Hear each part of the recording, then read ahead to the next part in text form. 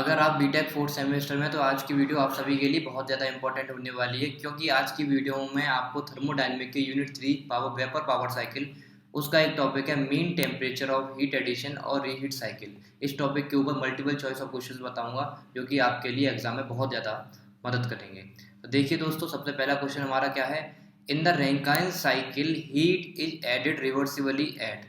हमारे Rankine cycle के अंदर हीट जब एडिट करते हैं हम लोग, तो किस क्या क्या उसका वो कंडीशन होनी चाहिए। Constant pressure and constant temperature के बेसिस पर, या फिर constant pressure and infinite temperature के बेसिस पर, या फिर infinite pressure and constant temperature, या फिर infinite pressure and infinite temperature. तो दोस्तों, जब भी हम बात करते हैं रैंकिन साइकिल के अंदर, तो यहाँ पर क्या होता है, constant pressure and infinite temperature. ये इसका सही आंसर होगा बी।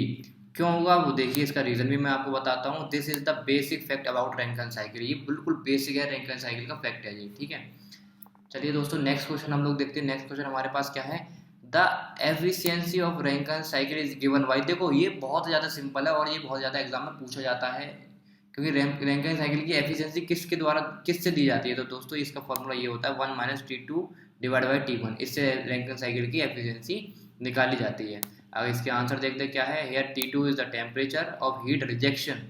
हीट रिजेक्शन का टेम्परेचर क्या है, T2। और T mean is the mean temperature of heat addition. ठीक है, ये बात आपको याद रखनी है। टी मीन क्या है, हीट एडिशन का टेम्परेचर, मीन टेम्परेचर, और T2 क्या है, हीट रिजेक्शन का टेम्परेचर है। ये बात आपको याद रखनी है। चलिए नेक्स्ट क्वेश्चन हम लोग देखते हैं। नेक्स्ट क्वेश्चन हमारे पास क्या है। विच of the following statement is true. इनमें से हमको बताना है कौन कौन सा स्टेटमेंट ट्रू है। पहले अगर स्टेटमेंट की अगर हम बात करें, तो क्या दे रखा है हमको, for given T mean lower is T2। बिल्कुल सही बात है भैया, गिवन जब हमें टी मीन दे रखा हुआ, T2 हमारा कम होगा, higher will be the efficiency of Rankine cycle. हाँ बिल्कुल, ये बिल्कुल ठीक बात दे रखी है यहाँ पर। पहला ऑप्शन बिल्कुल ठीक है। सेकंड ऑप्शन को हम एक बार देखते हैं क्या दे रखा है। The lowest possible temperature of heat rejection is the surrounding temperature. हाँ, ये बात भी बिल्कुल ठीक है। चलिए नेक्स्ट पॉइंट भी देख लेते हैं हम लोग क्या है।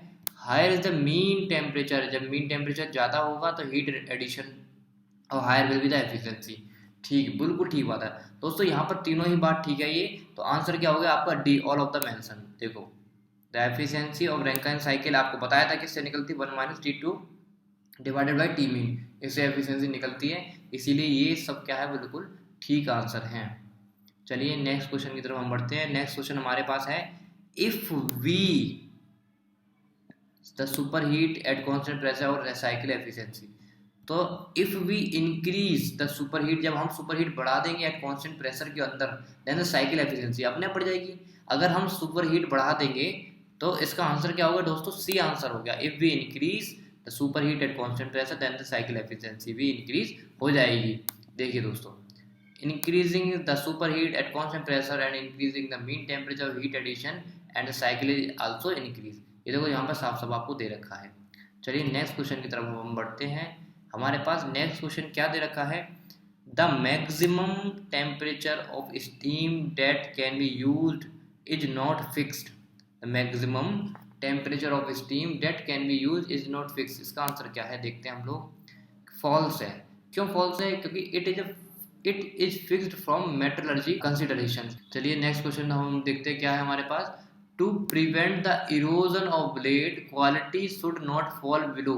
अरे हाँ, इसका तो दोस्तों देखो 85% से कम नहीं होनी चाहिए क्वालिटी, क्योंकि जो 15% ही मॉइस्चर वो प्रिवेंट कर सकता है ब्लेड्स इसके। देखो यहाँ पर लिखा भी है, थल the maximum moisture content which is allow at the turbine exhaust is not exceed 15%। 15% तो ज़्यादा नहीं होना चाहिए, इसीलिए 85% तक ये क्या कर सकता है, गिरेगा नहीं। Should not fall below 85%। 85% से नीचे नहीं गिरेगा। चलिए नेक्स्ट क्वेश्चन अब हम देखते हैं। To fix the maximum steam pressure at the inlet of turbine we need to first fix. हमें क्या फिक्स करना पड़, सबसे पहले क्या फिक्स करना पड़ेगा, the maximum steam temperature at turbine inlet, बिल्कुल। Minimum temperature of heat at rejection, ये भी करना पड़ेगा। The minimum quality of steam and turbine exhaust, ये भी करना पड़ेगा। दोस्तों ये चारों ही चीज़ हमें करनी पड़ेगी, तब आएगा, क्योंकि यहाँ पर लिखा हुआ है this all are needed to fix the maximum steam pressure at turbine inlet. चलिए नेक्स्ट क्वेश्चन हम लोग देखते हैं। नेक्स्ट क्वेश्चन हमारे पास क्या दे रखा है कि which of the following is true about the reheat cycle. Reheat cycle के लिए कौन सी चीज़ ट्रू है? पहला देखो, use to limit the quality of turbine exhaust at 0.85 when steam pressure is higher than the P1 max. After partial expansion turbine steam is brought back to boiler, the steam is reheated by combustion gases. तो ये बिल्कुल ठीक है, steam reheat करते हैं combustion gases की वजह से। बाकी का देखो ये वाला भी ठीक है। देखते हैं इसका आंसर, देखते हैं। आई डोंट नो क्या है। हाँ, इसका आंसर क्या है? डी है। This is the functioning of reheat cycle. यही फंक्शनिंग होती है रीहीट साइकिल की। क्या कौन कौन से? ये तीनों ही ऑप्शन बिल्कुल ठीक है।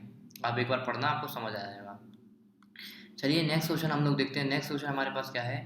The correct sequence of expansion in reheat cycle. इसका करेंट सीक्वेंस क्या है दोस्तों? तो यहाँ पर तो आपको पता है, जब हम डोम बनाते हैं इसका, रैंकिन साइकिल का जब हम डोम बनाते हैं, तो वहाँ पर देखो आपने देखा भी होगा, high pressure turbine, constant pressure in volume, low pressure turbine. तो यही इसका सही आंसर है, B. Here high pressure is the HP is the high pressure and LP is the low pressure turbine. चलिए नेक्स्ट क्वेश्चन हम लोग देखते हैं क्या है हमारे पास। Why is steam not allowed to expand deep into two phases, reason before being taking for reheating.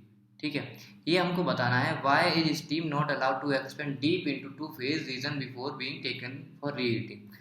तो यहाँ पर to protect the reheat tube, इसको प्रोटेक्ट करने के लिए, या फिर to prevent the solid deposit being left behind the while evaporating. दोस्तों ये दोनों ही बात बिल्कुल ठीक है, तो इसका आंसर क्या होगा? सी।